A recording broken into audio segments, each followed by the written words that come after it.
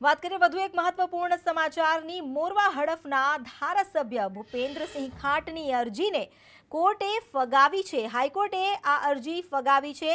ભૂપેન્દ્રસિંહ ખાંટનું જાતિનું પ્રમાણપત્ર રદ કરવાના આદિજાતિ કમિશનરના નિર્ણયને પડકારતી અરજી કરવામાં આવી હતી, જેમાં ચૂંટણી પંચને પક્ષકાર તરીકે જોડવા માટેની અરજી હતી, જેને કોર્ટે ફગાવી છે। ખાંટની બીજી અરજી પર 3 એપ્રિલના રોજ હવે સુનાવણી હાથ ધરાશે।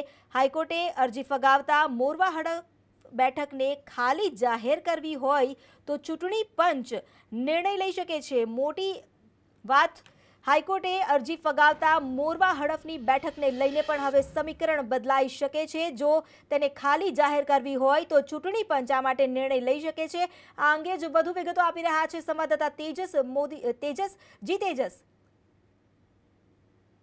અમિતા, જે રીતે ખાસ કરીને આખા મામલાને લઈને જે અરજી કરવામાં આવી હતી, ભૂપેન્દ્રસિંહ ખાંટે જે ચૂંટણી પંચને પક્ષકાર તરીકે જોડવાની માંગ કરી હતી, તે માંગને કોર્ટે નકારી છે। મહત્વની બાબત છે કે ભૂપેન્દ્રસિંહ ખાંટે રજૂઆત કરી હતી કે જે રીતે તેમનું જાતિનું પ્રમાણપત્ર રદ થયું છે ને તે મામલો હાલ ન્યાયાધીન છે।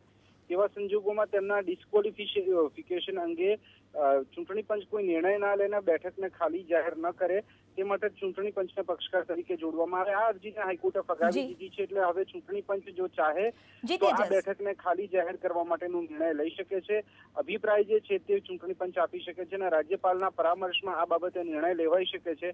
હાલ પૂરતી જે ભૂપેન્દ્રસિંહ ખાંટ છે તેમની મુશ્કેલીમાં વધારો થયો છે। 3 તારીખે તેમની જે મૂળ મેટર છે તેની પર સુનાવણી થશે, પરંતુ ચૂંટણી પંચને જે પક્ષકાર તરીકે જોડી અને રાહત માંગવાની જે વાત કરી હતી ભૂપેન્દ્રસિંહ ખાંટે, તે અરજીને કોર્ટે આજે ફગાવી દીધી છે।